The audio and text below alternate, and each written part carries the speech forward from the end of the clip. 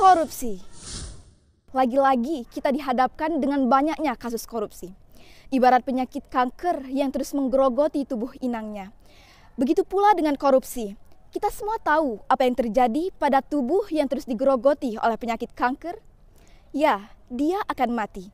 Begitu pula dengan suatu negara jika terus digerogoti oleh korupsi. Dan apakah kita akan terus diam saja menyaksikan negara ini mati? Korupsi adalah penyelewengan atau penyalahgunaan uang untuk kepentingan pribadi, orang lain maupun suatu golongan. Negara kita telah memberikan tindakan tegas pada orang-orang yang melakukan kegiatan korupsi ini melalui Undang-Undang Nomor 28, 30 dan 31 tahun 1999. Namun ternyata itu saja tidak cukup untuk menghentikan atau memberantas korupsi jika kita hanya diam saja. Sesuatu yang besar dimulai dari hal yang kecil.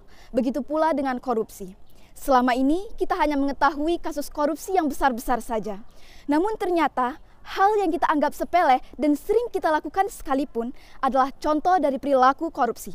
Seperti menghabiskan waktu dengan gadget sehingga waktu kita terbuang dengan hal yang sia-sia, jajan di kantin ngambil 5 bayar 3, atau nilep duit kembalian.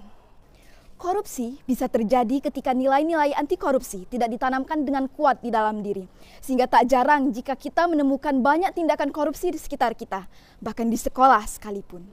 Ya, mencontek merupakan contoh dari tindakan korupsi. Mencontek dan menyalahgunakan uang adalah salah satu bentuk mental yang sama, namun dengan keadaan yang berbeda. Yang satu kita dihadapkan dengan uang dan satu lagi dengan kertas ujian. Sama bakal diambil juga ujungnya dan sama-sama membuat kerugian. Mencontek merusak mental siswa menjadi mental koruptor. Kuncinya adalah kejujuran. Nilai-nilai kejujuran harus dapat ditanamkan dengan kuat dalam diri, karena kejujuran merupakan langkah awal untuk memberantas korupsi. Yang berikutnya adalah kepedulian. Bagaimana akan bersikap anti korupsi jika sejak muda hanya disibukkan dengan urusan sendiri?